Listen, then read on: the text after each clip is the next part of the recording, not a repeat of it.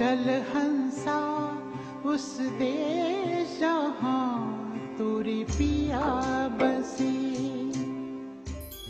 आपने अब तक तो सभी पूर्ण प्रतिमाओं के दर्शन किए हैं, लेकिन आज हम आपको एक ऐसे धार्मिक स्थल पर ले चलते हैं जहां आज भी खंडित प्रतिमा के दर्शन कर श्रद्धालु अपनी मनोकामनाएं पूर्ण पाते हैं।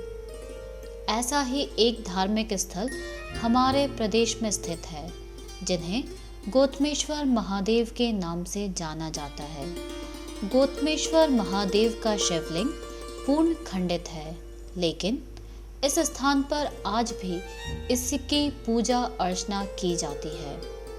हालांकि पौराणिक मान्यताओं के आधार पर खंडित प्रतिमा की पूजा अर्चना नहीं की जाती है, लेकिन यहाँ इस मान्यता के विपरीत पूर्ण खंडित गौतमेश्वर महादेव की पूजा होती है।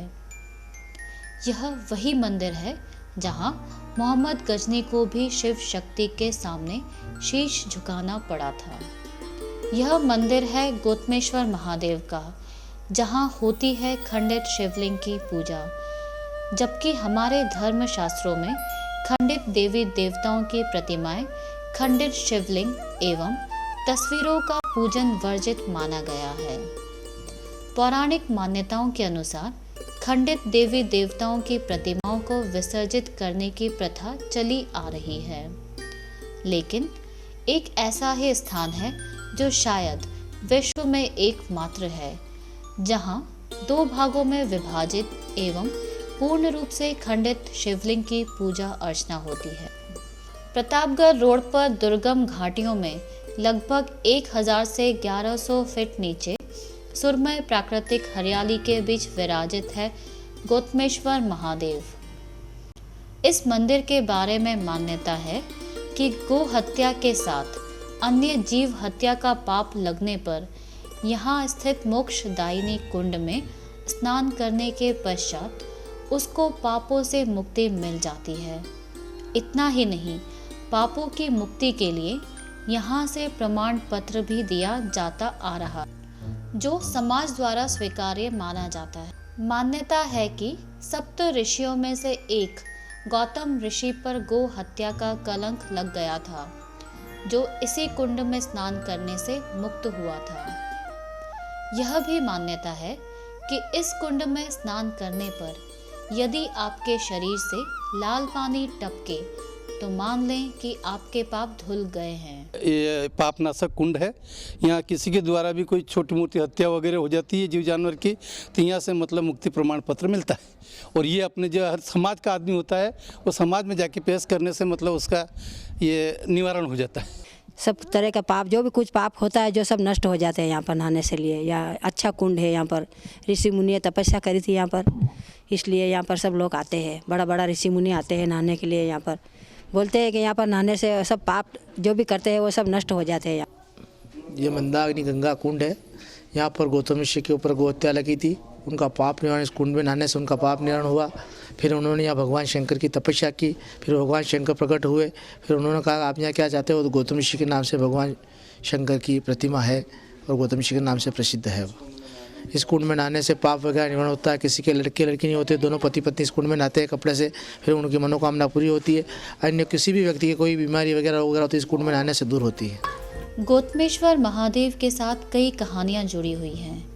गौतम ऋषि को वरदान था कि वे कभी किसी को भूखा नहीं मरने देंगे। एक बार नासिक त्र्यंबकेश्वर में घोर अकाल पड़ा। इस दौरान हजारों साधु संतों को भोजन कराने की जवाबदारी गौतम ऋषि पर आई। वे एक मुट्ठी अनाज रोज उगाते और उससे साधु संतों सहित पूरे क्षेत्र के लोगों का पेट भरने योग्य अन्न उत्पन्न हो जाता था। यह अकाल 12 साल तक चला। तत्पश्चात वहां पर बारिश हुई और खुशहाली छा गई। एक समय सभी साधु संतों ने वहां से जाने का मन बनाया, किंतु वे गौतम ऋषि को छोड़कर जाएं तो कैसे जाएं। गौतम ऋषि ने उनकी मंशा को समझते हुए एक मायावी गाय की रचना की और उसे लहलहाते खेतों में छोड़ दिया। सुबह जब गाय फसलों को नष्ट करते हुए विचर रही थी, तब गौतम ऋषि ने एक कंकर उठाकर उस गाय को मारा और मायावी गाय तुरंत मर गई। तत्पश्चात गौतम ऋषि पर गो हत्या का पाप लगा और यह आरोप लगते ही सभी साधु संत वहां से चले गए। गौतम ऋषि गो हत्या के कलंक को लेकर पूर्व से पश्चिम इस स्थान पर आए। यहाँ पर उन्होंने घनघोर तपस्या की और जब शिव जी प्रकट हुए तो उन्होंने उनसे वरदान मांगा कि उन पर लगा गो हत्या का पाप तो हटे ही, साथ ही भोलेनाथ स्वयं यहाँ पर विराजित हो जाएं और पापियों को मोक्ष प्रदान करें। तब से ही भगवान शंकर यहाँ पर विराजित हैं और गौतमेश्वर के नाम से पहचाने जाते हैं। भोलेनाथ के आशीर्वाद से यहाँ एक मोक्षदायी कुंड उत्पन्न हुआ, जिसमें स्नान करते ही गौतम ऋषि पर लगा गो हत्या का कलंक धुल गया। तभी से इस स्थान को गौतमेश्वर महादेव के नाम से जाना जाने लगा और तभी से यहाँ विशेष रूप से पूजा अर्चना की जाती है। इन्हीं पौराणिक मान्यताओं के अनुसार आज भी सैकड़ों लोग यहाँ अपने पापों को धोकर मोक्ष प्राप्ति की कामना के लिए आते हैं। चट्टानों में स्थापित गौतमेश्वर महादेव का गुंबद नुमा शिखर है, जिसे गदा कहा जाता है और ऐसी मान्यता है कि इस गदा के चारों ओर लोट लगाने से सभी असाध्य रोग ठीक हो जाते हैं।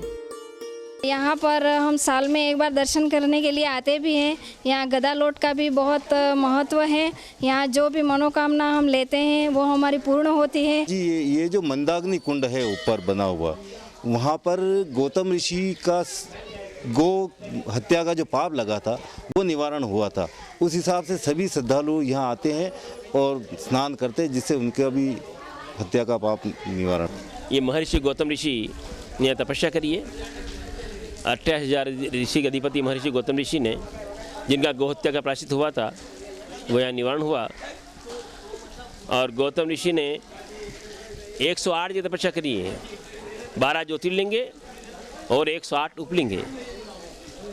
तो 107वां लिंग मंगलेश्वर का है, 108वां गौतमेश्वर का। ये पूर्ण है।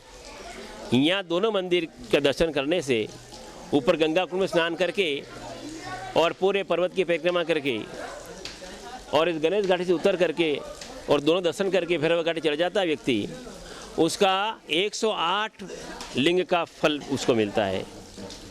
यहाँ पर जैसे गौतम ऋषि गोहत्या का प्रायश्चित हुआ तो जनता का मानना है कि जब उनका गोहत्या का प्रायश्चित निवारण हुआ, अपना क्यों नहीं होगा। तो इसी कारण जो गंगा कुंड में गौतम ऋषि ने स्नान किया, जिनका प्रायश्चित निवारण हुआ, लोग अभी वहाँ स्नान करते हैं और स्नान करके पूरे पर्वत की परिक्रमा करके गणेश घाटी से उतर करके और दोनों। मोहम्मद गजनी जब हिंदू मंदिरों पर आक्रमण करते हुए यहाँ पहुँचा तो उसने गौतमेश्वर महादेव शिवलिंग को भी खंडित करने का प्रयास किया, लेकिन यहाँ शिव की लीलाओं को देख यह शासक भी दंग रह गया। शिवलिंग पर पहला प्रहार किया तो शिवलिंग से दूध की धारा निकली और दूसरे प्रहार पर उसमें से दही की धारा। जब गजनी ने तीसरा प्रहार शिवलिंग पर किया तो भोलेनाथ क्रोधित हो गए और इसके पश्चात शिवलिंग से एक आंधी की तरह मधुमक्खियों का झुंड निकला, जिसने गजनी सहित उसकी पूरी सेना को परास्त किया। यहाँ पर गजनी ने भोले की शक्ति को स्वीकारते हुए शीश नवाया और मंदिर को पुनः निर्माण करवाया।